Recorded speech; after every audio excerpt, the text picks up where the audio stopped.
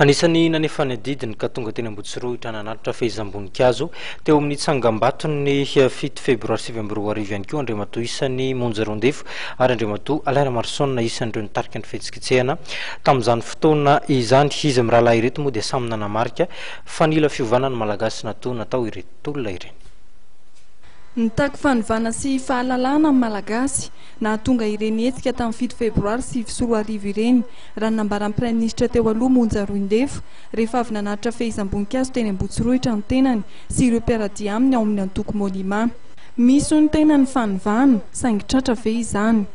Ny tolona moa zany araka ny fahita fahalalantsika azy hoe nitaky ny fanovana tena izy ny vahoaka malagasy, nitaky ny fahalalana, nitaky ny fanajana ny zo maha olombelona maha malagasy ary nitaky koa ny metimety kokoa sy ny tsaratsara kokoa indrindra fa ny fitsinjahana ny arem-pirenena ny fahazonany zany hoe sata sy zo rehetra maha olombelona izany feno ka zany ny tolona nitakina tamin'izany fanovana tena izy zany. Iarantsika mahita moa fa nandalo krizy lavabe ny firenena tao anatin'izay tetezamita izay ary dia niafara tamin'ny fikarakarana ny fifidianana zay eritreretina hoe hitondra fanovana eto amin'ny firenena. Midika ve zay fa tapitra hatreo ny krizy, midika ve zay fa tena nisy tokoa ny fanovana tena izy amin'izao fotoana iresahantsika zao.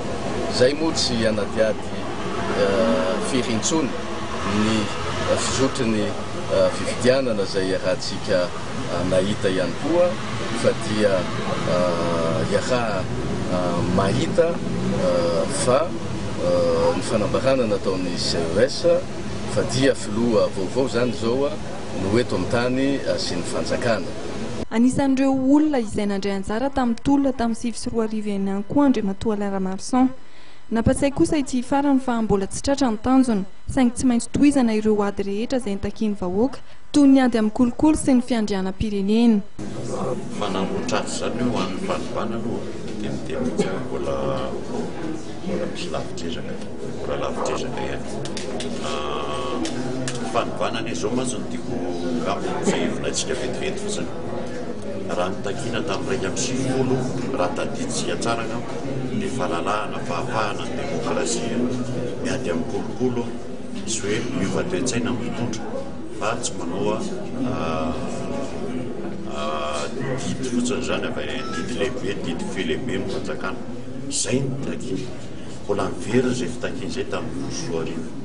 Veriny zay fitakiny zay tamin'ny 2020. Zany hoe tsy tanteraka hatramin'izao zany zay tena tanjona hoe mila fitondrana manombo vahoaka fa tsy fitondrana tompony vahoaka.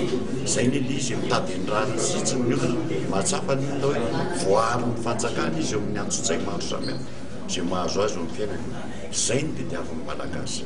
Hatreto dia manamafy ireto mpanao politika roa ireto fa vonina hatrany hitondra ny anjara birikiny amin'ny fitakian'ny zon'ny vahoaka malagasy.